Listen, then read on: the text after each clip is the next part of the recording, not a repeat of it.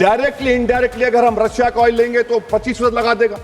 कौन है सर वो गोरी चमड़ी वाला वहां बैठकर हमको बोलने वाला? किस हमने इस मुल्क को आजाद इसलिए करवाया था कि वहां बैठकर बोलेगा मैं जिससे चाहा तेल खरीदूंगा। तुम होते कौन हो? तुम मेरे माई बाप हो क्या? लोकसभा के बजट सत्र में भारत अमेरिका ट्रेड डील को लेकर सियासत तेज हो गई है।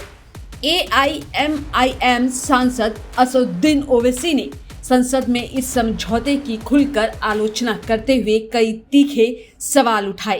ये यूएस ट्रेड डील पर जो ट्रंप ने एग्जीक्यूटिव ऑर्डर 6 फरवरी का निकाला, सेक्शन 4 कोट कर रहा हूं, डायरेक्टली इनडायरेक्टली अगर हम रशिया का ऑयल लेंगे तो 25% लगा देगा।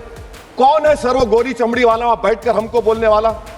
किस हमने इस मुल्क को आजाद इसलिए करवाया था कि वहां बैठकर बोलेगा मैं जिससे चाहा तेल खरीदूंगा। तुम होते कौन हो? तुम मेरे माई बाप हो क्या? आप 25% लगाएंगे सर। और वर्ड क्या इस्तेमाल किया? इंडिया, यानी अब नयारा जो है नयारा कंपनी बंद हो जाएगी और हमको मॉनिटर करेंगे आप, भारत को उस पर ओवरसाइट करेंगे। अफसोस की बात है कि सरकार खामोश है। सर 2019 में ईरान का ऑयल मत लो बोले, आपने गलती की, आपने ईरान का ऑयल नहीं लिया। तो अमेरिका ने कहा कि इराक से लो, कंपेरेबल रेट पे, कंपेरेबल रेट पे, मार्केट रेट, नॉमिनल प्राइस पे नहीं। आज यूएस कह रहा है कि मोनोपोली रेट पे लो। कहां है सर? हम क्यों कर रहे हैं? क्यों इतना गिर रहे हैं इस गोरी चमड़ी वाले के सामने? आखिर हमारी हमियत कहां है सर? और एक बात बता रहा हूं सर, ये यूएस ट्रेड डील से यूरोपियन कर 2 मिनट सर, यूरोपियन यूनियन की ट्रीटी से हमारा PLI का पूरा असर पड़ेगा, क्योंकि आपने टैरिफ गिरा दिया। आपने टैरिफ गिरा दिया मेडिकल डिवाइसेस पर, आपने टैरिफ गिरा दिया सोफिस्टिकेटेड मशीनरी पर। तो यूएस इंडस्ट्रियल गुड्स आएंगे तो डी इंडस्ट्रियलाइजेशन का खतरा है इस मुल्क में। Sir you are we signing a free trade agreement और a force purchase order. Sir Bangladesh से यूएस ने कह दिया कि हमसे कॉटन खरीदो, 0 टैरिफ। सर भिवंडी, मालेगांव, बनारस के पावरलूम का क्या होगा? 70% रॉ कॉटन हम देता बांग्लादेश को। सर MHA का बजट 5.7 बढ़ गया, डिफेंस का 15.99। मैं सरकार से मुतालबा करता हूं कि वेनेजुएला में जो हुआ, आप एक ऑपरेशन इंसाफ करिए।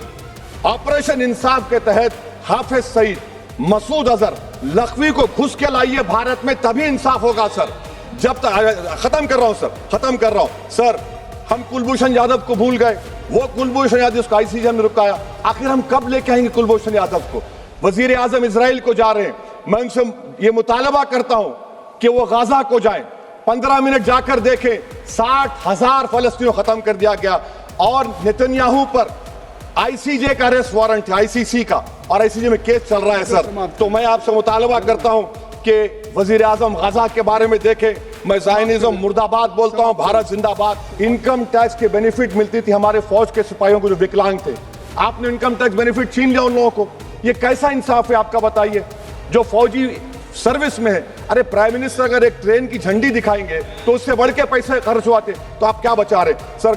11-12 साल से वजीर आजम मोदी हैं, हमारी एयरफोर्स का स्क्वाड्रन गिरकर 29 पर आ गया। 12 साल से आप प्रधानमंत्री हैं, हम एक मिड एयर रिफ्यूलर एवैक्स को नहीं बढ़ा सक रहे। पाकिस्तान के पास हमें ज्यादा एवैक्स है, और ऑपरेशन सिंदूर में हमने देखा कि कितनी तकलीफ हुई। सबमरीन का शॉर्टेज है, आपको फिक्र नहीं है सर। और हम 3rd एयरक्राफ्ट कैरियर हम भूल गए। आखिर कैसे हम चाइना को इंडो पैसिफिक में रोक पाएंगे? ये देशभक्ति नहीं है सर, हमारी फौज में कमी है।